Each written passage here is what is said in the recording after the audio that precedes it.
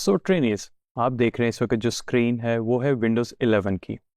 इसकी अगर हम डिटेल्स में जाएं तो हमारे पास ये है डेस्कटॉप।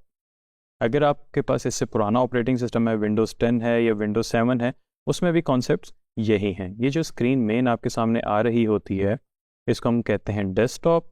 और इसके अंदर एक हमारे पास होता है स्टार्ट मेन्यू, जहाँ से हम इस विंडोज़ ऑपरेटिंग सिस्टम के तमाम फीचर्स को एक्सेस कर सकते हैं, और जो हमने एप्लीकेशन इंस्टॉल की होती हैं बाद में उनको भी एक्सेस कर सकते हैं। ये जो आप नीचे बार देख रहे हैं, इसको हम कहते हैं टास्क बार, और इसको हम कहते हैं दिस पीसी। यानी कि हो सकता है कि आपके पास ये माई कंप्यूटर के नाम से या कंप्यूटर के नाम से भी आ रहा हो, अगर आपका ऑपरेटिंग सिस्टम पुराना वर्जन है।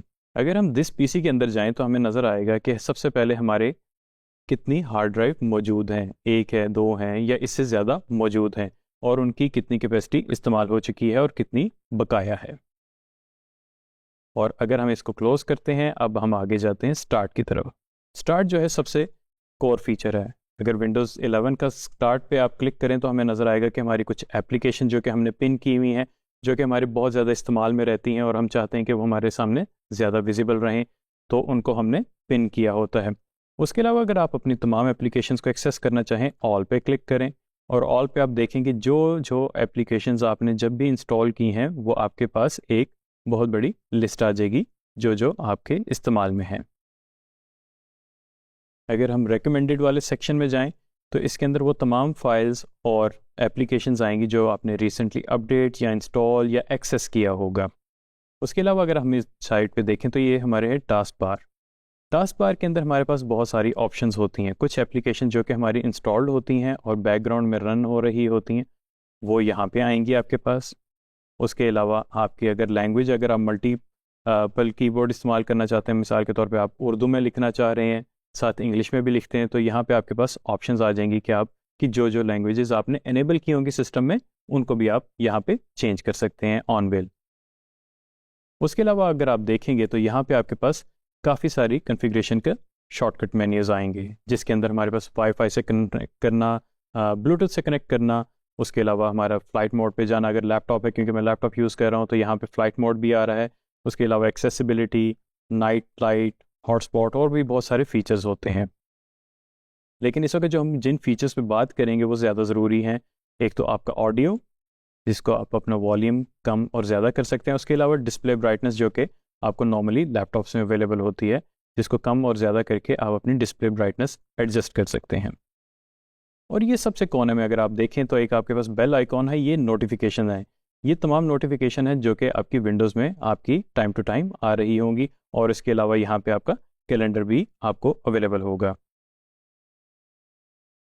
जिसमें हम अपनी नोटिफिकेशंस को कम या ज़्यादा कर सकते हैं ज़रूरत के मुताबिक।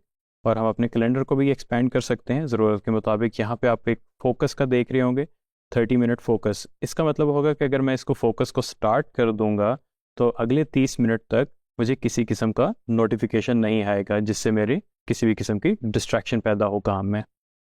अगर हम इस चीज़ के बारे में इक्वलेंट देखना चाहें अपने एंड्रॉयड या एप्पल मोबाइल के अंदर, तो हमारे पास एप्लीकेशन ड्रॉअर है। यानी कि हम उसको मोबाइल को स्लाइड डाउन करते हैं, हमारे पास ऑप्शंस आ जाती हैं। एग्जैक्टली यही चीज़ विंडोज़ वाली मैंने आपको दिखाई है। तो क्योंकि हम विंडोज़ को ही हमने कवर करना है, क्योंकि हमारी आगे सारी एप्लीकेशंस और हमारी सारी एक्सरसाइजेज विंडोज़ पे होंगी, तो हम इस पे ही फोकस करेंगे। अभी हम बात करते हैं कनेक्टिविटी की। जैसे कि हम अक्सर जिक्र करते हैं कि हमने वाईफाई से कनेक्ट होना है, तो हम वाईफाई से कनेक्ट कैसे होते हैं विंडोज़ में। अगर आप देखें तो यहाँ पे आपके पास सबसे पहले वाईफाई लिखा आ रहा होगा। मैंने फ़िलहाल ऑफ़ किया हुआ है एक्सरसाइज के लिए, लेकिन आप इसको सबसे पहले ऑन करते हैं, आपके पास अवेलेबल का साइन आ जाता है। इसके बाद इसको आप एक्सपैंड करते हैं। उसके बाद आपके पास एक लिस्ट आ जाती है तमाम वाईफाइज़ की जो कि आपके पास अवेलेबल हैं, और आप उनमें से जिसके साथ कनेक्ट करना चाहते हैं। फ़िलहाल मैंने ये एक वाईफाई सेलेक्ट किया और मैंने इसके साथ कनेक्ट कर दिया। और ये आप नोटिस करेंगे इसमें थोड़ा सा टाइम लगता है, और जब ये कनेक्ट हो जाता है तो ये आपके पास कनेक्टेड लिखा आ जाएगा, और ये मेरे पास इंटरनेट अब अवेलेबल है। अब मैं चाहूँ तो इंटरनेट को एक्सेस कर सकता हूँ। अब किसी भी एप्लीकेशन को एक्सेस करने के हमारे पास मुख्तलिफ तरीके होते हैं, जिनमें सबसे पहला जो मैं बता चुका हूँ, स्टार्ट पे क्लिक करके, या उसके बाद टास्क बार, या आप सर्च भी कर सकते हैं। फिलहाल हम एज ब्राउज़र को ओपन करेंगे। ये आपने देखा मेरे पास एज ब्राउज़र मेरा ओपन हो गया है। अब यहाँ पे मैं जो है किसी भी किस्म की सर्च कर सकता हूँ, या जो भी मैंने इंटरनेट पे एक्टिविटी इस वक्त करनी है, फॉर इंस्टेंस मैं न्यूज़ देखना चाहता हूँ या मैं डिजिस्किल की वेबसाइट को देखना चाहता हूँ कि वहाँ पे क्या क्या ऑफर्स हो रहा है, तो मैं यहाँ पे digiskills.pk पे जाके इसको वेबसाइट को ओपन कर सकता हूँ। अब हम बात करते हैं दिस पीसी की। दिस पीसी पे पहले तो हम अंदर जाके देखा था कि हमारे पास कितनी ड्राइव्स मौजूद हैं। अब हम इस पर राइट क्लिक करेंगे और हमारे पास आएंगी प्रॉपर्टीज़। प्रॉपर्टीज़ पे क्लिक करें। अब हमारे पास आएगा एक प्रॉपर्टीज़ का पेज जिसके अंदर हमारे सिस्टम के बारे में सारी इन्फॉर्मेशन होगी। इसमें हमारे पास सिस्टम में रैम जो लगी होती है, 3D कार्ड अगर लगा हुआ है तो उसकी कितनी मेमोरी है, उसके अलावा हमारा जो है स्टोरेज कितनी है, यानी कि हमारी कितनी कैपेसिटी की हार्ड ड्राइव लगी हुई है, और हमारा प्रोसेसर कौन सा लगा हुआ है। इसी तरह अगर हम थोड़ा सा मज़ीद नीचे आए तो हमें नज़र आएगा कि इसमें मेरे सारे सिस्टम के हार्डवेयर की डिटेल लिखी हुई है, और उससे नीचे आ जाए तो मेरे पास मेरे विंडोज़ का वर्जन और उसकी बिल्ड और सारी डिटेल्स मौजूद हैं।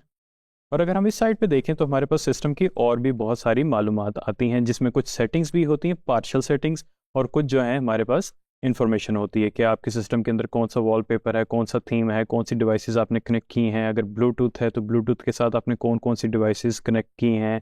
और नेटवर्क में आई तो हमारे जितने भी हमारी नेटवर्क से रिलेटेड, यानी कि वाईफाई या सेलुलर या लैन वगैरह, या कोई भी डिवाइसेस जिससे हमने इंटरनेट को एक्सेस करने की कोशिश की है, उनकी डिटेल्स आ रही होती हैं।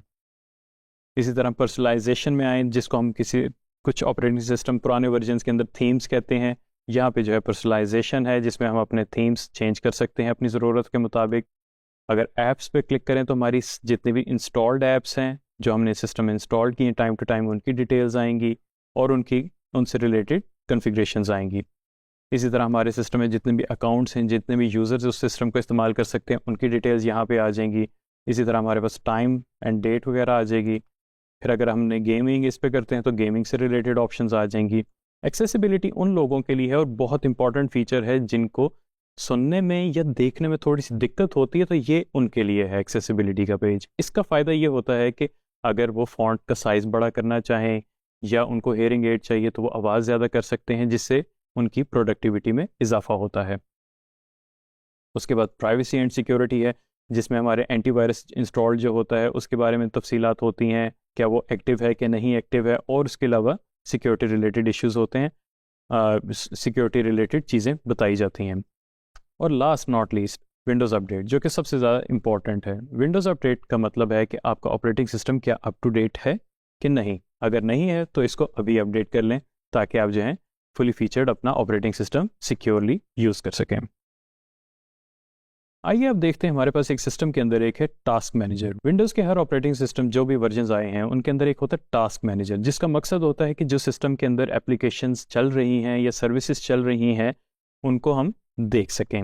उसका तरीका बहुत ही आसान है। अपने कीबोर्ड के ऊपर कंट्रोल शिफ्ट एस्केप का बटन दबा दें, वो आपके सामने ओपन हो जाएगा, या फिर विंडोज़ टास्क बार के ऊपर राइट क्लिक करके टास्क मैनेजर पे क्लिक कर दें और आप देखेंगे आपके सामने टास्क मैनेजर ओपन हो गया। और इसके अंदर जो जो एप्लीकेशन इस वक्त मेरे सिस्टम पे चल रही हैं उनकी डिटेल्स आपके सामने आना शुरू हो गई हैं। इनको हम कहते हैं प्रोसेसेस। इसका फ़ायदा ये होता है कि बाज़ औक़ात आपका कुछ ऐसा प्रोसेस चल रहा होता है जो कि आपका CPU या रैम बहुत ज़्यादा ले रहे होते हैं और वो अननेसेसरी ले रहे होते हैं, तो उनको आप क्लोज़ भी कर सकते हैं। मिसाल के तौर पे मैं अगर अपना एज ब्राउज़र क्लोज़ करना चाहता हूँ, मैं राइट क्लिक करके एंड टास्क पे क्लिक करूँगा और ये क्लोज़ हो जाएगा विदाउट एनी वार्निंग। लेकिन इसका अपना नुकसान भी हो सकता है, अगर आपने कोई चीज़ सेव नहीं की तो वो ज़ाया भी हो सकती है, वो हम मज़ीद देखेंगे। उसके अलावा अगर हम देखें तो इसकी परफॉर्मेंस आती है। परफॉर्मेंस के अंदर ये आपको बता रहा होता है कि आपका इस वक्त कितना CPU इस्तेमाल हो रहा है, कितनी रैम इस्तेमाल हो रही है, कितनी हार्ड ड्राइव जो है चल रही है, वाईफाई पे आपको क्या स्पीड आ रही है, अगर आपका ग्राफिक कार्ड लगा है उसकी कितनी यूटिलाइजेशन हो रही है, अगर लैन केबल लगी हुई है तो लैन के ऊपर इंटरनेट कितना आ रहा है। तो ये डायनामिक है, ये आपकी चेंज होती रहती है। उसके अलावा यहाँ पे ऐप हिस्ट्री है। इसके अंदर ये आपकी टोटल हिस्ट्री बता रहा होता है कि आपकी जितनी भी एप्लीकेशन इंस्टॉल हैं उन्होंने कितना CPU, कितना नेटवर्क अब तक इस्तेमाल कर लिया है डे 1 से, जब से वो इंस्टॉल हुई हैं। उसके बाद आता है स्टार्टअप। स्टार्टअप बड़ी इंपॉर्टेंट चीज़ है। स्टार्टअप का ये फ़ायदा होता है कि इससे आपको पता चल जाता है कि जब आप अपना ऑपरेटिंग सिस्टम स्टार्ट करेंगे तो कौन कौन सी चीज़ें उसके साथ स्टार्ट हों। जैसे नॉर्मली माइक्रोसॉफ्ट टीम्स आपका स्टार्ट हो जाता है, कोई और एप्लीकेशन यूटिलिटी आपकी इंस्टॉल स्टार्ट हो जाती है जैसे एंटीवायरस हो गया, तो उनको आप रोक सकते हैं। अब जैसे मैंने बहुत सारी चीज़ें इनेबल्ड रखी हुई हैं और बहुत सारी चीज़ें डिसेबल्ड भी रखी हुई हैं जो कि मुझे ज़रूरत नहीं है, या मैं समझता हूँ कि मेरे लिए ज़रूरी नहीं है कि वो मेरे सिस्टम स्टार्ट होने के साथ ही स्टार्ट हों, तो वो मैंने डिसेबल की हुई हैं। लेकिन जो चीज़ें ज़रूरी हैं उनको इनेबल किया है उससे, ताकि मेरी परफॉर्मेंस इंक्रीज़ हो और मेरा सिस्टम भी जो है स्मूथली रन हो, क्योंकि हर चीज़ आप अगर स्टार्ट करेंगे तो आपका सिस्टम जो है स्लो रिस्पॉन्स करेगा। उसके अलावा हमारे पास यहाँ पे यूज़र्स की डिटेल आ गई कि जो भी आपका एक्टिव यूज़र है इस वक्त, उसके कौन कौन से प्रोसेसेस यूज़ हो रहे हैं। ये तब आपको इसका फ़ायदा होता है कि अगर आपके सिस्टम के अंदर मल्टीपल यूज़र साइन इन हुए हैं और उनके आप डिटेल्स यहाँ से चेक कर सकते हैं। उसके अलावा यहाँ पे हमारे पास आ जाती है सर्विसेज। ये भी बैकग्राउंड सर्विसेज होती हैं जो कि आपके सिस्टम की चल रही होती हैं, तो इनको भी आप बंद कर सकते हैं या चला सकते हैं अपनी ज़रूरत के मुताबिक। ये हमारी जो एक्टिव ऐप्स हैं ये रिपीट हो गई हैं। उसके बाद अब आ जाता है सर्विसेज पे। सर्विसेज भी एक बैकग्राउंड प्रोसेस होता है जो कि आपके सिस्टम में हर वक्त चल रहा होता है, तो इधर से आप उनको बंद या चला सकते हैं अपनी ज़रूरत के मुताबिक। डी ट्रेनिस, अभी हमने देखा विंडोज़ ऑपरेटिंग सिस्टम को हमने कैसे बेसिक एक्सेस करना है। इसके अंदर आपको बताया गया है कि डेस्कटॉप क्या होता है, डेस्कटॉप की प्रॉपर्टीज़ क्या होती हैं, उनको आपने कैसे एक्सेस करना है और अपने सिस्टम पे कैसे सेटिंग्स को नेविगेट करना। और उसके अलावा हमने एक बहुत ज़रूरी टूल देखा जिसको हम कहते हैं टास्क मैनेजर। उसका हमें ये फ़ायदा होता है कि हमारी जो एप्लीकेशन अननेसेसरी चल रही हैं या तो हम उनको ब्लॉक कर दें या उनको एंड कर दें, ताकि हमारे सिस्टम की परफॉर्मेंस बेहतर हो सके। Thank you very much.